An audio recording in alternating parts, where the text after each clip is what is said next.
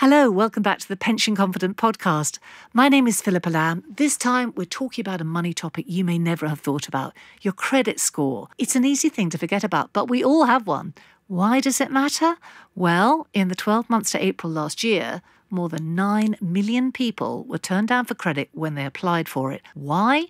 Well, most likely because their credit score didn't look good enough. So today, we're going to find out everything about how credit scores are calculated, how to check yours, and vitally, how to put right any mistakes you might uncover in your credit report. Adding the right information to your file, if you're credit invisible or you've got a thin file, is key, not just adding any information whatsoever. It is just a realization that even if I was already a known person in my country with a specific financial background, here I was invisible.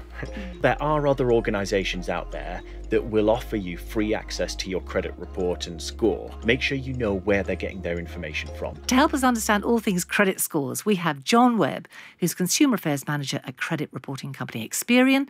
Clare is an author and a columnist and a content creator. And from PensionBee, their VP Data, Luis Mejia. Hello, everyone. Hello. Hello. Thanks for coming in.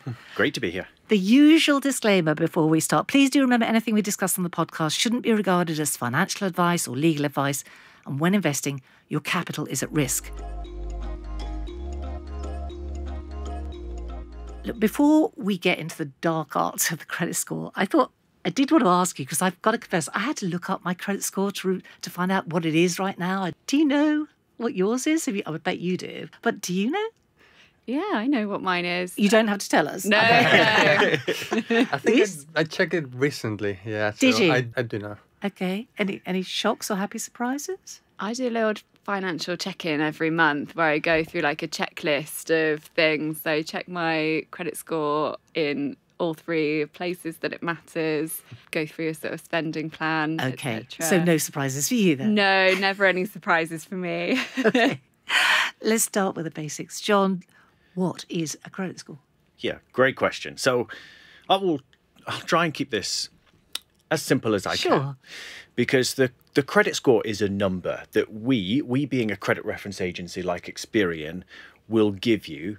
And that number just represents the information that's on your credit report. So it's how well you have managed credit in the past, usually for the last 6 years, and how well you're currently managing credit. So, your current outstanding debt, your credit worthiness, so that when you apply for credit, although the lender won't see that exact number generally, it's a good indicator of how they will view the information on your credit report. I'm going to say, Claire, you check it every month. Why does it matter so much? Well, I think there are a few different ways in which it matters. There are times in your life when you might need to apply for credit, crucially things like a mortgage or car finance, so things that are going to really impact your everyday life. So making sure that it's reasonably good is going to give you access to better products, maybe better rates on things like loans. So it's a really good idea to just make sure that you're aware of it, doing small things that you can do to improve it. It's an important number. It's changing all the time. So who, apart from you, gets access to it? So if you apply for credit, then you're giving a lender permission to view the information on your credit report. When they look at the information, they'll calculate their own score for you when you do that, because they include other bits of information that aren't included on your credit report. That process of, when you make your application for credit, they'll look at the information on there. But as for the score you see from a credit reference agency, that's personal to you. You see that, and that's just, that's your indicator of how well you're doing in terms of your credit history and borrowing. But if you're applying for a mortgage, your mortgage provider is going to be able to see it. If you're looking for store credit, the store is going to be able to see it. They won't see the number, they'll see the information. Yeah. And that will get fed into their, their own calculation. So that creates the number. Well, they create the number for you when you apply. So, Luis, I had heard, and I don't know if this is true or not, that potential employers can check it. Is that right? I'm not exactly aware of the privacy on that terms. Apart from credit score, there might be some other information that is available from you that already is building your profile. Yeah, so that's a good point. Actually, when you apply for a job, now quite often they'll do a background check. Some of that might include some type of check. Now it varies depending on the company. So you might do a background check, and that includes a search of public record information. So they want to know things like court judgments or bankruptcies, things like that, for example. But if you apply for certain roles in certain companies, now that's usually financial services, trust roles, then that will involve a deeper check into your credit report, and they might see more information than, if you just applied for, any other type of role. Hi, it's me, Philippa, just interrupting for a moment to say a big thanks to all of you who've subscribed to the Pension Confident podcast. Our mission is to help you feel more financially confident, and we are thrilled with the community we're growing here on YouTube. If you haven't already done it, hit that subscribe button right underneath this video so you never miss an episode. Meantime, enjoy the rest of this month's conversation. And that does bring me to a kind of a key point, I think, actually, the jargon around this, because we've already thrown around quite a lot of phrases and words. And I wonder if it would be good to just clarify some of that jargon. We've talked about credit score, credit rating. They're the same thing? Same thing. Yeah. Okay. Credit file, credit report. Same thing. Okay. Louis, credit invisible. Tell me about that. That's a phrase not everyone will know. Yeah, it's a very familiar term for me, which, I just came across it because I was kind of like trying to understand my own situation. So I am originally from Mexico. So I came here to this country 10 years ago as an immigrant. And just like many other immigrants, I think we face the reality of the barriers that the financial system in any country can put you across, right? I understand that even opening a bank account would be difficult for me just because there was not enough information. So they have no data about you. They don't know whether they can trust you with a bank account or credit or a loan of any kind. Yes, exactly. So it is just a realization that even if I was already a known person in my country, here I was invisible. It's been 10 years for me to build that visibility and history and really building that profile that now gets me to a point where I feel comfortable where, accessing financial products, right? But however, there's millions of people that fall into that category and they don't know how to get out. It is important, isn't it, Claire? And it's a lot of people, 5 million people in the UK described as credit invisible. Yeah, and I think there's another term that we would use, which is having a thin file. So if you have not very much information available in your credit file, and that's where this sort of received wisdom of get a credit card because it'll improve your credit score comes from. But obviously that tip on its own can be quite dangerous because what you have to do is manage that credit well to build up your credit file, give lenders more information about how you manage your borrowing so that you can be trusted with, bigger financial products like a mortgage, like a car loan. So adding the right information to your file, if you're credit invisible or you've got a thin file, is key, not just adding any information whatsoever. Yeah, because a thin file sounds like a bad thing, doesn't it? But it isn't necessarily a bad thing. It just means that you haven't applied for credit. And so they don't know much about you. It's not necessarily that you're a bad risk. They just don't know. A thin file's an opportunity, I think. Nice way of putting it. Yeah. Indication that you're just starting out. So this might be things like putting utility bills in your name, that sort of thing, just to kind of build your presence. Exactly. So if you think about it this way, you need, like Louis said, a history of managing credit so that when you go to a lender and you say, right, I want to borrow this for a mortgage, or I want a loan, they look at it and say, actually, you know what? You've used accounts before, credit accounts. You've paid them on time and you've repaid them.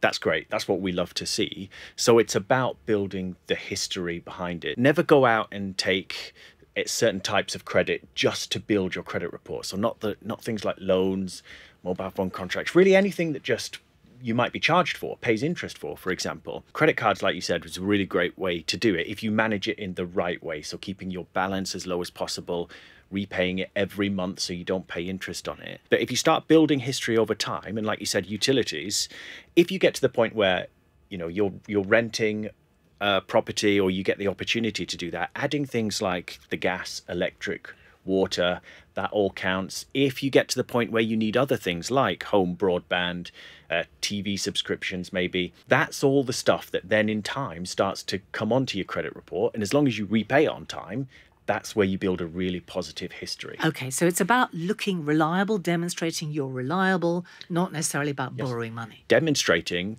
that you're low risk, which means you open a credit account and repay it on time. That's, kind of the crux of it. Yeah. Registering to vote? Good thing? Does very that good help? thing.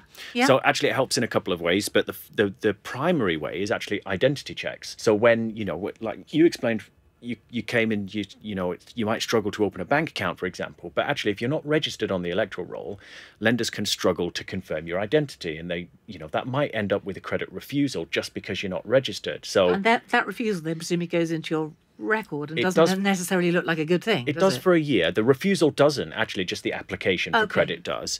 But more of those in a short space of time can lower your score. I've been in this country 10 years with already a credit history. I have established myself financially here, but I still cannot register myself to vote because I don't have, British nationality. So I think for me, I definitely agree in the terms of like the education of the steps that you can take, but I'm just trying to put across that it's very important to define different personas when you're trying to do that, because not everyone is in the same situation. If you can get on the electoral roll, great. If you can't register, you can add a note to say, please ask me, and I can confirm my identity, usually official documents, ID documents, things like that. So if you can register, and it also can give your credit score a bump as well. So the Experian, it's up to 50 points. It will be slightly different in the other agencies, but it can help. It's definitely worth doing if you can do it. This whole business of building a credit score, it's more complicated than you might imagine, isn't it? And I'm wondering what else goes into the calculation. What about things like personal circumstances, having dependents and where you live? And does any of that play into it? There are lots of things that go into calculating the score, but so I'll start with the things that don't, because you mentioned them. So anything to do with your personal circumstances, your salary, dependents, some other expenses and so on, race, ethnicity, sexuality, those kinds of things, they're not included on your credit report, but they're factored in when you apply for credit. Not race and ethnicity, for example, but when you apply for credit, you'll tell them in your application form what your salary is, certain expenses like childcare expenses and so on, and that forms part of your affordability check. It's a lot, isn't it, Claire? Well, and I think in a similar vein, if you're talking about kind of relationship status, one of the things that loads of people do not know about is that if you are financially linked to someone, so if you're married, if you have a joint account with them, then their financial behaviour impacts decisions made about your applications as well. So, I've spoken to a lot of people where there has been like financial infidelity in their relationship or hidden debt, etc., and loads of people do not understand that if you're married or if you have a joint account, your financial behavior impacts the other person and vice versa. So what about if you divorce that person or you separate from that person? How do you sever that in your credit record? It's a really good point. Actually, it's not being married that does it. So actually it's kind of slightly a myth, but it's not being married, it's not living with someone, it's not someone in your family or just that you're in a relationship with someone. As Claire said, it's just the process actually is applying for joint credit together, and it creates what's called a financial association and links you two together. It means when you go and apply for credit, the lender can check that person's information as well. So if they've not been good at managing their credit, it means you could be refused or you could pay more. If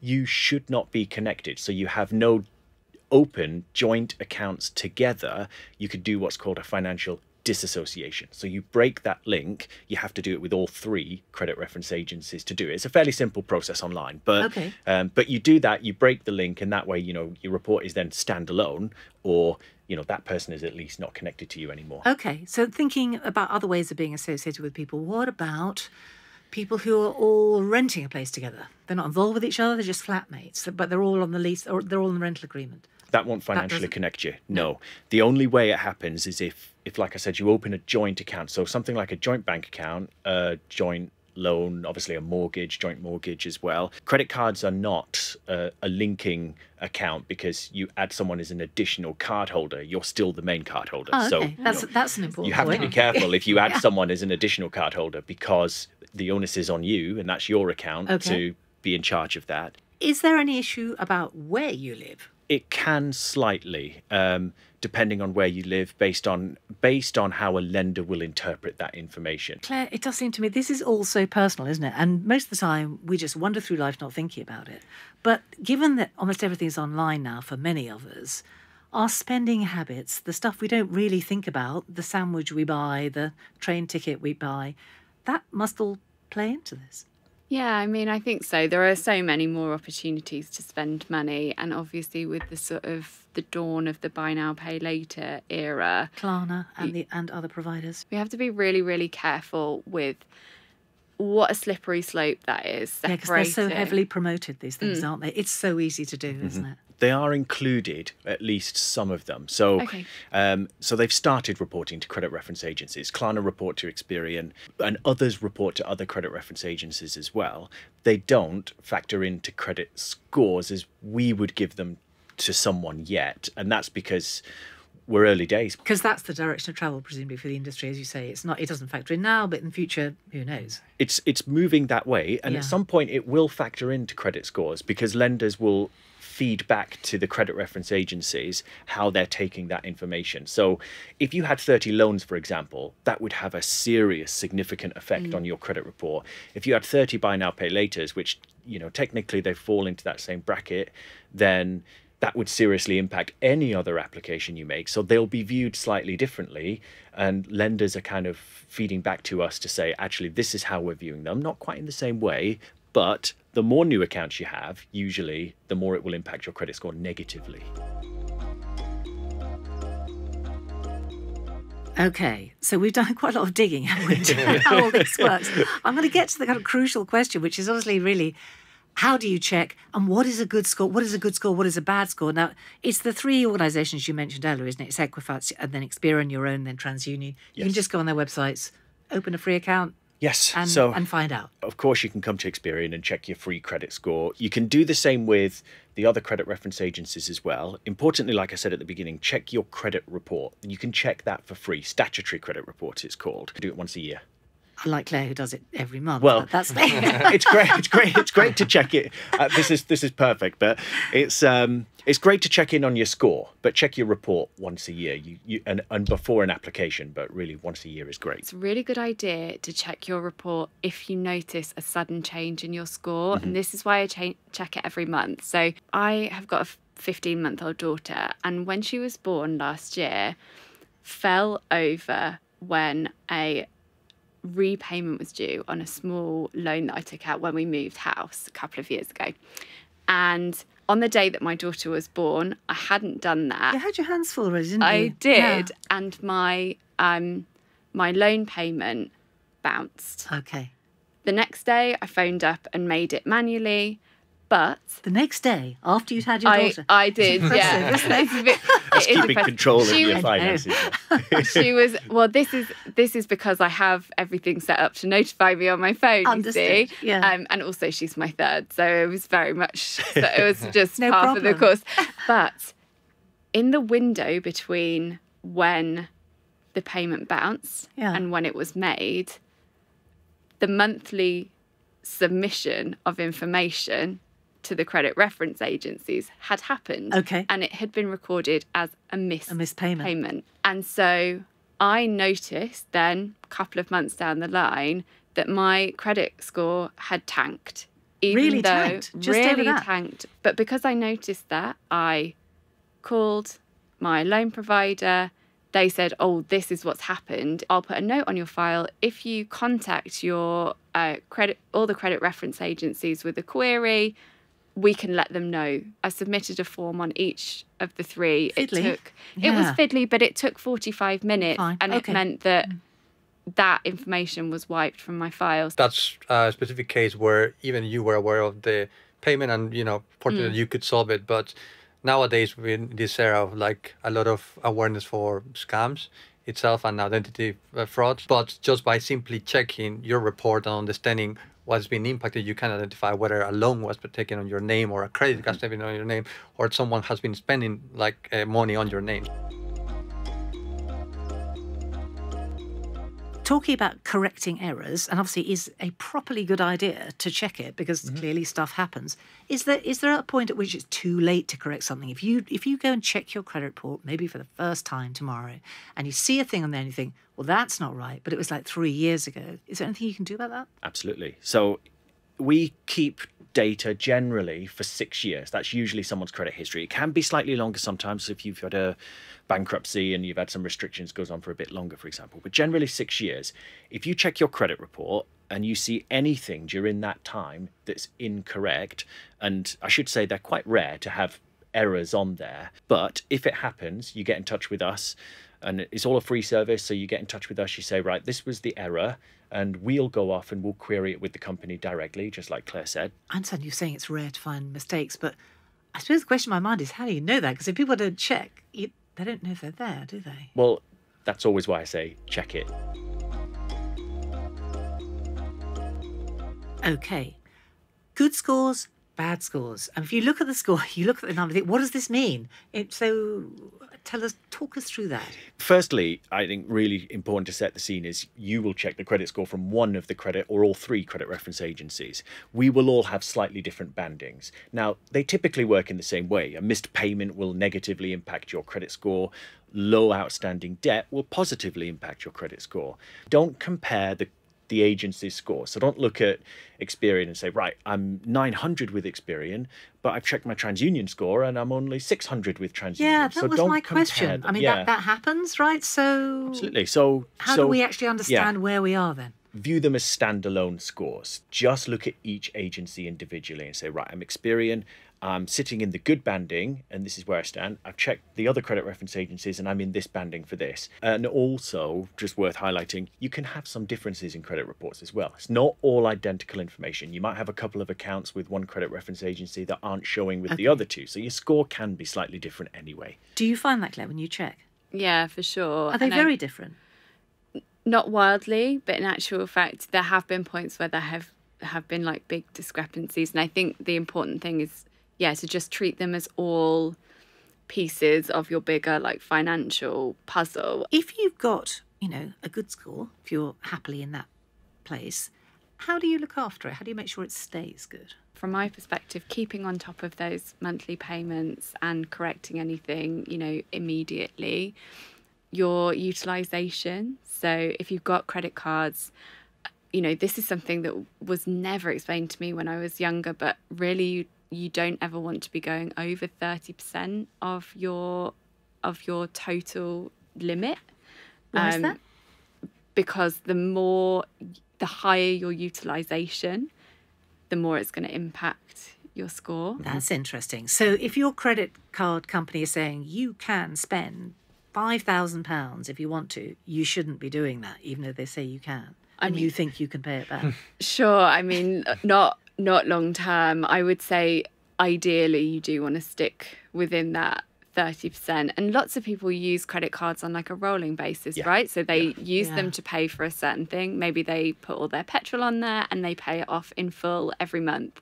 The crucial thing there is to wait until your statement, so that the fact that you've used it has registered. Exactly the point I was going to make. Keeping the balance as low as possible is really good for your score. The closer you get to, what we'd say is maxing out your credit card is not particularly good for your credit score. It will reduce it.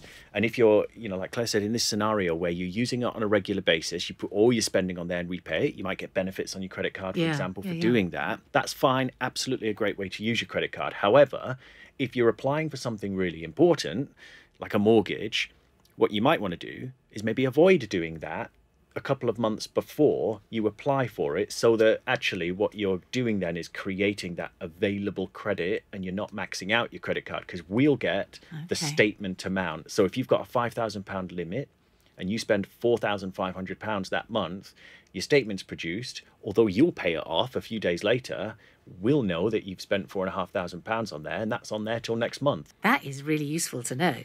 So other end of the situation, if you're looking at your credit scores, they're not so great, what do you do to try and boost them up? If you're thinking, in a couple of years or whatever it is, I might be wanting to try and get a mortgage, or how do you polish it up? There's loads of ways to do it. But I mean, actually, the first thing I'll say is be patient. These things don't happen immediately. If you're renting, you can share your rent payments with Experian. So you can add that information to your credit report as well. That will help if you're making your rent payments on time regularly. We also have something called Experian Boost, where if you're paying for certain things like digital subscriptions, Amazon, Netflix, Spotify, if you're paying for your council tax regularly, if you're paying into any savings regularly, you can get that information onto, included in your credit score. How do you do that? So it's an open banking. So you connect your bank account securely. We only scan for those transactions. So things like Amazon Prime, for example. Okay. And then you can boost your score by up to 101 points. That's really great if you're looking for credit, your score's not particularly great, and it can unlock other lenders and other deals that are there.